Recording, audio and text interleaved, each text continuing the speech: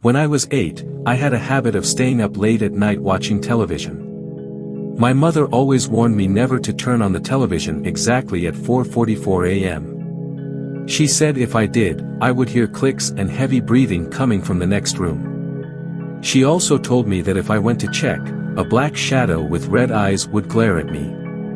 One night, curiosity got the better of me. The clock ticked to 4:44 a.m., and I pressed the power button. The screen flickered to life, and at first, nothing seemed out of the ordinary. But then, I heard it, a series of clicks, followed by a raspy, labored breath. My heart pounded as I crept towards the next room. As I peeked around the corner, a chill ran down my spine. There it was, just as my mother had described, a tall, shadowy figure with glowing red eyes staring back at me. Paralyzed with fear, I couldn't move, couldn't scream. The shadow advanced slowly, its eyes boring into mine, and then, just as suddenly, it vanished. I bolted back to my room, trembling and swearing to never stay up that late again. But the terror didn't end there. My mother had also told me another unsettling tale. She said if I ever wore someone else's glasses, I would see that person's death. I dismissed it as another of her eerie warnings, until one day, I found myself alone in my parents' bedroom. My mother's glasses were sitting on the dresser. The urge to test her story was irresistible. I put on her glasses, expecting nothing but a blur. Instead, I saw a vision, my father, lying still and pale, eyes open but lifeless. I ripped the glasses off, my hands shaking. Since that day, I've always been a little fearful of my father, dreading the vision might come true. Years have passed, but those nights haunt me still. My mother's warnings echo in my mind, a chilling reminder of the horrors that lurk just beyond the veil of our reality.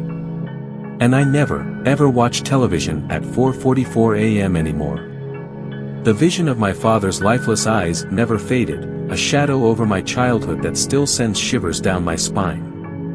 One evening, as I lay in bed, I heard a soft tapping on my window. My heart raced as I glanced at the clock, 4:43 a.m. The tapping grew louder, more insistent. Trembling, I approached the window and pulled back the curtain. There was nothing outside but the empty yard and the swaying trees. Relieved, I turned away, but as I did, a cold breath brushed the back of my neck. I spun around, and there, in the reflection of the window, were those same red eyes glaring at me. I screamed, stumbling backward, and the figure dissolved into the darkness. Terrified, I fled to my parents' room. I shook my mother awake, but she seemed unfazed, almost as if she expected this. "It's just a dream," she whispered, but her eyes betrayed a flicker of fear. She pulled me close, and as I closed my eyes, I could still feel the presence of those red eyes watching us. The next day, I found scratches on the window frame, deep and jagged as if something had tried to claw its way in. I showed my mother, but she dismissed it, saying it was probably a stray animal. But I knew better.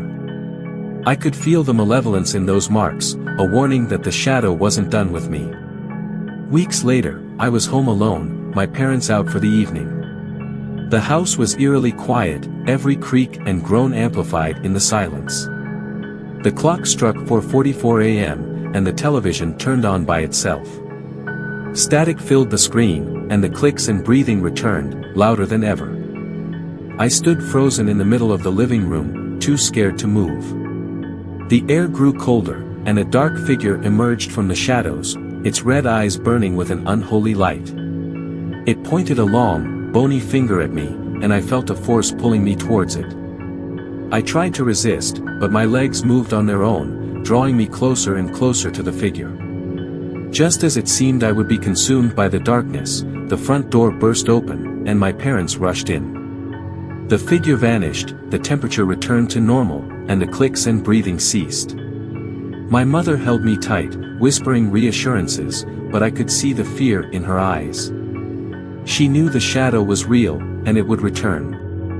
Now, as I sit in my old room, I can still feel the weight of that dreadful night, and sometimes, late at night, I hear the clicks and the heavy breathing, wondering if the shadow still watches, waiting for me to break the silence. The fear has never left me, a constant reminder that some nightmares are real, and they never truly go away.